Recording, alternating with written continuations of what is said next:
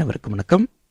இந்த எபிசோடில் நம்ம பார்க்க போகிறது கலெக்ட் ரிக்குவயர்மெண்ட்ஸில் அடுத்த டூல்ஸ் அண்ட் டெக்னிக்ஸான இன்டர்பர்சனல் அண்ட் டீம் ஸ்கில்ஸ். இந்த வேர்டு நிச்சயமாக உங்களுக்கு புதுசாக இருக்காது அப்படின்னு நான் நம்புகிறேன். நம்ம முன்னமே கூட ஒரு முறை பேசியிருக்கோம்.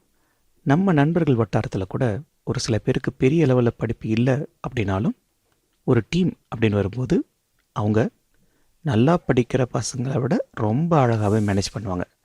அதற்கான காரணம் அவங்ககிட்ட இருக்கிற இன்டர்பர்சனல் ஸ்கில்ஸ் தான். இங்கே ப்ராஜெக்ட் மேனேஜ்மெண்ட் கண்டெக்ஸ்ட்டை பொறுத்த வரைக்கும் இன்டர்பர்சனல் ஸ்கில் டீமை மட்டும் மேனேஜ் பண்ணுறதுக்கு இல்லை, ஈவன் ஸ்டேக் ஹோல்டர்ஸை மேனேஜ் பண்ணுறதுக்கு கூட ரொம்ப உதவியாக இருக்கும். இந்த கண்டெக்ஸ்டான கலெக்ட் ரிக்குவயர்மெண்ட்ஸில் இன்டர்பர்சனல் ஸ்கில் எப்படிலாம் ஹெல்ப் பண்ண போகுது அப்படின்னு பார்க்கலாம். இதில் மொத்தம் 3 டெக்னிக் இருக்குது. ஒன்று நாமினல் குரூப் டெக்னிக், ரெண்டாவது அப்சர்வேஷன் அண்ட் கான்வர்சேஷன், மூணாவது ஃபெசிலிட்டேஷன். ஒவ்வொன்றா பார்த்துடலாம். முதல்ல nominal group technique. Let's start with overview. நம்ம ஏற்கனவே பிரெயின் ஸ்டார்மிங்கை பற்றி படிச்சிருக்கோம். அதோட என்ஹான்ஸ்மெண்ட் தான் இந்த நாமினல் குரூப் டெக்னிக் அப்படிங்கிறது. பிரெயின் ஸ்டார்மிங் செஷனில் ஏகப்பட்ட ஐடியாக்களை நாம் ஜென்ரேட் பண்ணியிருப்போம். அதை ஓட்டிங் ப்ராசஸ்க்கு உட்படுத்துறது தான் இந்த நாமினல் குரூப் டெக்னிக்கில் ப்ரைமரி ஆக்டிவிட்டி. சரி, எதுக்காக ஓட்டிங் ப்ராசஸ்க்கு உட்படுத்துகிறோம்? முன்னாடி பார்த்துருக்கோம், பிரெயின் ஸ்டார்மிங் அப்படிங்கிறது ஒரு ஃப்ரீ ஃப்ளோவான session. Idea will flow from every single direction from every single person. இப்போது இது எல்லாத்தையும் ஆக்ஷனாக மாற்றணும். எல்லாத்தையும் அப்படிங்கும்போது எல்லா ஐடியாவும் ஆக்ஷனாக மாற்ற முடியுமா? நிச்சயமாக முடியாது. ஏன்னா நம்ம ஏற்கனவே பேசியிருக்கோம், கிரேசி ஐடியாஸும் உள்ள வரும், இம்பாசிபிள் ஐடியாஸும் உள்ள வரும். ஸோ அந்த ஐடியாக்களை பற்றி ஃபர்தராக டிஸ்கஸ் பண்ணணும். அதில் எந்தெந்த ஐடியாக்களுக்கு நல்ல ரிசல்ட் கிடைக்குமோ அந்த ஐடியாக்களை மட்டும் ப்ரையாரிட்டைஸ் பண்ணி அதை மட்டும்தான் இம்ப்ளிமெண்ட் பண்ணணும். ஸோ யார் இதை கரெக்டாக ஜட்ஜ் பண்ண முடியும்னா அஃப்கோர்ஸ் அங்கே இருக்கிற மக்களே தான். அவங்க என்ன பண்ணுவாங்கன்னா, எந்த ஐடியாலாம் எஃபெக்டிவாக இருக்குமோ அல்லது எந்த ஐடியாவெல்லாம் இம்ப்ரெசிவாக இருக்கோ அதுக்கு ஓட் பண்ணுவாங்க. அந்த ஓட்டிங்கை பொறுத்து ஐடியாக்கள் ப்ரையாரிட்டைஸ் செய்யப்படும். உதாரணத்துக்கு ஒரு 2 வீலர் மேனுஃபேக்சரிங் கம்பெனி இருக்குன்னு வச்சுப்போம். அங்கே பிரெயின் ஸ்டார்மிங் செஷனில் வெஹிக்கிளோட சேல்ஸ் இன்க்ரீஸ் பண்ணுறதுக்கு 3 ஐடியாக்கள் கொடுக்குறாங்கன்னு வச்சுப்போம். ஒன்று நல்ல ஃபியூல் எஃபிஷியன்ட் பைக்காக பண்ணுறது, ரெண்டாவது ஸ்டைலிஷ் பைக் பண்ணுறது, மூணாவது நல்ல வேகமாக போகிற பைக்கை பண்ணுறது. I know this is a crude example, but let's take it. இதில் பிரெயின் ஸ்டார்மிங் செஷனில் பார்ட்டிசிபேட் பண்ண பார்ட்டிசிபென்ட்ஸ் ஓட் பண்ணுவாங்க. இன்றைக்கி இந்தியன் மக்களை பொறுத்த வரைக்கும் ஃபியூல் எஃபிஷியன்ட் பைக்னால் it is always become super hit. So அதுக்கு நம்பர் 1 ப்ரையாரிட்டி. ரெண்டாவது, வேகம் அப்படிங்கிறது பெரிய விவேகமான விஷயம் இல்லை, அதனால் அதை கடைசியாக வச்சுப்போம். மக்கள் இப்போ ட்ரெண்டு மாறிட்டுருக்கு, ஸ்டைலுக்கும் இம்பார்ட்டன்ஸ் கொடுக்குறாங்க. So let's make stylish bike. This become second priority. என்ன ப்ரோ, ஒரு ப்ராப்ளத்தை எடுத்துக்கிட்டு அதை ஐடியா ஜென்ரேட் பண்ணுறது தான் பிரெயின் ஸ்டார்மிங். நீங்கள் என்னடா ரொம்ப ஹை லெவல் எக்ஸாம்பிள் கொடுத்துருக்கீங்களே அப்படின்னு நீங்கள் கேட்குறது எனக்கு புரியுது. நான் முன்னமே சொன்னது போல் it's a crude example, let's just keep it for reference. இது போல் ஐடியாக்களுக்கு ஓட் பண்ணதுக்கப்புறம் எந்த ஐடியா ஹையஸ்ட் ரேங்கிங் அல்லது ஹையஸ்ட் ஓட்டிங் பெறுதோ அந்த ஐடியாவை ஃபர்தர் டிஸ்கஷன் ஃபார் இம்ப்ளிமெண்டேஷனுக்கு எடுத்துகிட்டு போயிட்டுருப்பாங்க. ஸோ நாமினல் குரூப் டெக்னிக்கை சுருக்கமாக ஒரு வழியில் சொல்லணும்னா, இது ஒரு voting process use to rank the most useful idea for further brainstorming session or for prioritization. இந்த நாமினல் குரூப் டெக்னிக்கில் பொதுவாக 4 ஸ்டெப் ஃபாலோ பண்ணுவாங்க. அது என்னென்ன அப்படிங்கிறத பார்த்தலாம். ரொம்ப லாஜிக்கல், ரொம்ப சிம்பிள். ஸ்டெப் 1ல் ஒரு கேள்வியோ அல்லது ஒரு ப்ராப்ளமோ will be posted to the group. ஒவ்வொரு பர்சனும் silently generate and write down their ஐடியாஸ். ரெண்டாவது ஸ்டெப்பில் மாடரேட்டர் அந்த எல்லா ஐடியாக்களையும் ஃப்ளிப்சார்ட்லேயோ போர்டுலேயோ அல்லது ஏதோ ஒரு சாஃப்ட்வேர்லேயோ ரெக்கார்ட் பண்ணுவார் அண்ட் ப்ரெசென்ட் பண்ணவும் செய்வார். அதுக்கப்புறம் ஒவ்வொரு ஐடியாக்களை பற்றியும் டீட்டெயில்டு டிஸ்கஷன் நடக்கும். எதுக்காக இந்த டீட்டெயில் டிஸ்கஷன்னா, இந்த idea should give a clear understanding for everybody இந்த குரூப். அதுக்காக ஸ்டெப் 4ல் என்ன பண்ணுவாங்கன்னா, ஒவ்வொரு இண்டிவிஜுவலும் ப்ரைவேட்டாக ஐடியாஸ்க்கு ஓட் பண்ணுவாங்க for a scale of 1 to 5. 1 அப்படிங்கிறது லோயஸ்ட் ப்ரையாரிட்டி, 5 அப்படிங்கிறது ஹையஸ்ட் ப்ரையாரிட்டி. இந்த ஓட்டிங் அப்படிங்கிறது ஒரே ரவுண்டில் முடியணும் அப்படிங்கிறது அவசியம் இல்லை, மல்டிபிள் ரவுண்ட்ஸும் போகலாம். எதுக்காகனா, to have better focus and get really the idea that can be implemented, that should be implemented. In fact ஒவ்வொரு ரவுண்டோட முடிவுலையும் ஓட்ஸை சம்மரைஸ் பண்ணுவாங்க. அதுக்கப்புறம் எது ஹையஸ்ட் ஸ்கோரிங் ஐடியாஸோ அதை செலக்ட் பண்ணிப்பாங்க. Right, with reference to the current கண்டெக்ஸ்டான கலெக்ட் ரிக்குவயர்மெண்ட்ஸில் இந்த நாமினல் குரூப் டெக்னிக் என்ன பண்ணுது அப்படின்னு பார்க்கலாம். As the topic suggests, it is all about collecting the requirement, so collect பண்ண ரிக்குயர்மெண்ட்டை ரேங்க் பண்ணணும். அதை ரேங்க் பண்ணுறதுக்காக இந்த நார்மல் குரூப் டெக்னிக்கை பயன்படுத்துகிறோம். ரைட், அடுத்த இன்டர்பர்சனல் ஸ்கில்லான அப்சர்வேஷன் அண்ட் கான்வர்சேஷனை பார்க்கலாம். என்ன ப்ரோ, அப்சர்வேஷன் கான்வர்சேஷன்லாம் ஒரு இன்டர்பர்சனல் ஸ்கில்லா அப்படின்னு நீங்கள் கேட்குறது எனக்கு புரியுது. உண்மையிலேயே it is one of the highly required skill. நம்ம ஆர்கனைசேஷன்லையும் சரி, ஈவன் நம்ம ஃப்ரெண்ட்ஸ் சர்க்கிளையும் கூட நம்ம நிறைய பேரை பார்த்துருக்க முடியும். அவங்களோட ஸ்பெஷல் கேரக்டர் என்னவாக இருக்குன்னா 2 வாய் 1 காது அப்படிங்கிறது போல் இருப்பாங்க. நிறைய பேசுவாங்க, கொஞ்சமாக லிசன் பண்ணுவாங்க.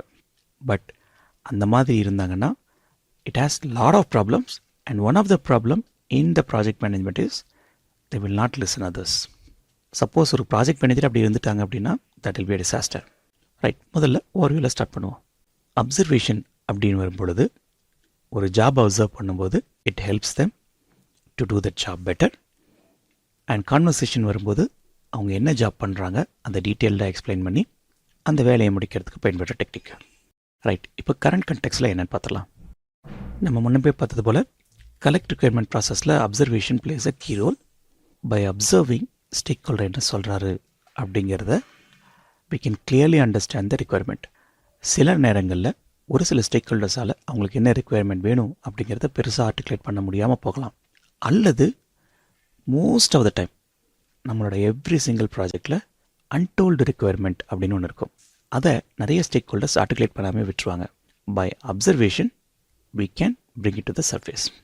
இதுலேயே இன்னொரு இன்ட்ரெஸ்டிங்கான டெக்னிக் இருக்குது. அதுக்கு பேர் ஜாப் ஷேடோயிங். ரொம்ப சிம்பிள். நம்ம எல்லாரும் முதல்ல வேலைக்கு போகும்போது எப்படி வேலை கற்றுப்போம்? நம்ம சீனியர்ஸோ அல்லது நம்ம கலீகோ என்ன பண்ணுறாரு அப்படிங்கிறத பார்ப்போம், அதை அப்படியே ரிப்பீட் பண்ணுவோம். இதுக்கு பேர் தான் ஜாப் ஷேடோயிங். ஒரு சில நேரங்களில் depending on the job role even external observer கூட அதை செய்வாங்க. இதுலேயே இன்னொரு வேரியேஷன் இருக்குது. அது என்னென்னா பார்ட்டிசிபென்ட் அப்சர்வர். இவங்க என்ன பண்ணுவாங்கன்னா வெறுமனே அப்சர்வ் பண்ணுறது மட்டும் இல்லாமல் அந்த ப்ராசஸ்லேயோ ப்ரொசீஜர்லேயோ வேலையிலையோ இவங்களே பார்ட்டிசிபேட் பண்ணவும் செய்வாங்க. இந்த மாதிரி பண்ணுறதுனால மேஜர் அட்வான்டேஜ் என்னென்னா ஹிடன் ரிக்குவயர்மெண்ட்ஸ், அதாவது அந்த வேலையை செய்கிறவர் சொல்லாத ரிக்குவயர்மெண்ட்ஸ் கூட can bring into the surface. ஏன்னா இவரே தான் வேலை செய்கிறார் இல்லையா, so he can find out all the hidden steps. அது மட்டும் இல்லை, this is a great way to learn about the business process. அது மட்டும் இல்லாமல் இது என்ன மாதிரியான ஒர்க், என்ன வரையான என்வரான்மெண்ட்டில் ஸ்டேக் ஹோல்டர்ஸ் வேலை பார்க்குறாங்க அப்படிங்கிறத கற்றுக்கிறதுக்கான ஒரு கிரேட்டஸ்ட் ஆப்பர்ச்சுனிட்டியாகவும் இருக்கும். ரைட், அடுத்து 3வது ஃபெசிலிட்டேஷன். இந்த செஷனில் மட்டுமே நம்ம 3 கீவேர்ட்ஸை பார்த்துருக்கோம். ஒன்றுக்கு குழப்பமாக இருக்கிற மாதிரி உங்களுக்கு தோணக்கூடும். ஸோ என்னோட strongest recommendation, please if it is needed go through them back and forth time and again. எதுக்காகனா திரும்ப இதே டெக்னிக் நிறைய இடங்களில் பின்னாடி ரிப்பீட் ஆக போகுது.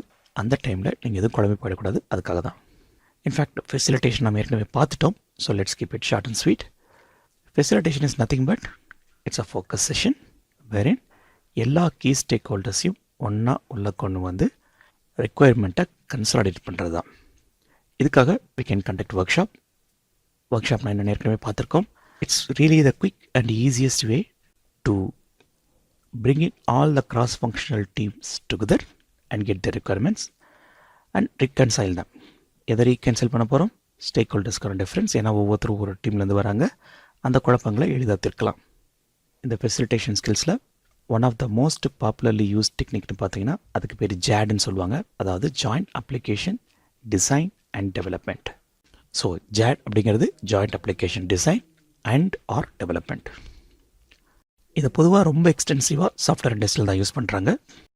ரொம்ப சிம்பிளுங்க. இந்த டெக்னிக்கில் என்ன பண்ணுவாங்கன்னா business subject matter experts, development team including இந்த QA, இவங்க எல்லாத்தையும் ஒன்றா கொண்டு வந்து உட்கார வச்சு அதுக்கப்புறம் அந்த ரிக்குவயர்மெண்ட்டை கலெக்ட் பண்ணுவாங்க.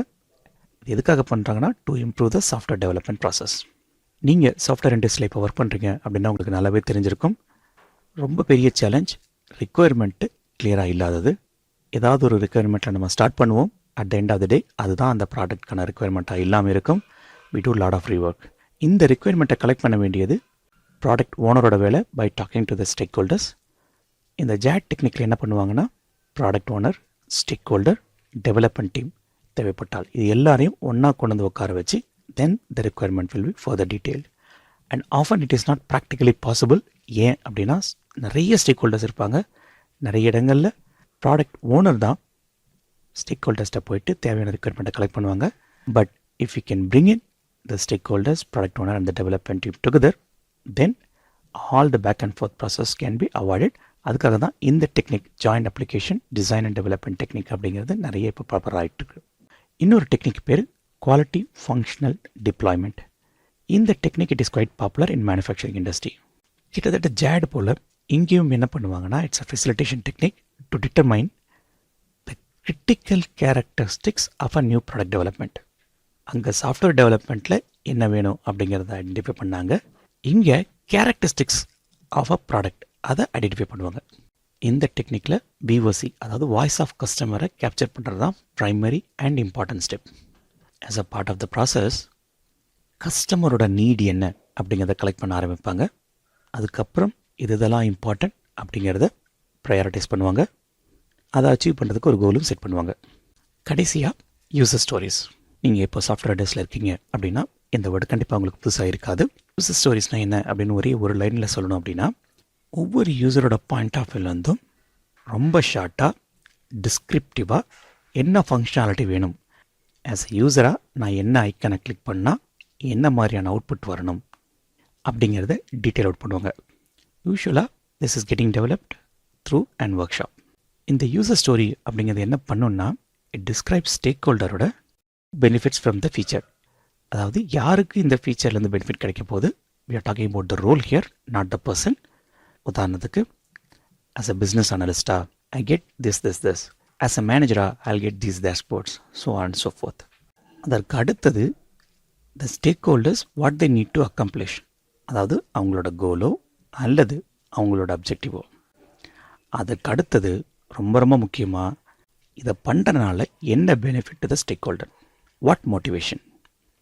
இந்த ஃபெசிலிட்டேஷன் டெக்னிக்கில் ஒரு மிகப்பெரிய அட்வான்டேஜே, it brings together all the stakeholders with different perspectives. உதாரணத்துக்கு ப்ராடக்ட் டிசைனர் முதல் எண்ட் யூசர் வரை ஒவ்வொருத்தரும் அவங்களோட பாயிண்ட் ஆஃப் வியூலேருந்து they talk about the product, service or the result, and ultimately the requirement will get very well defined.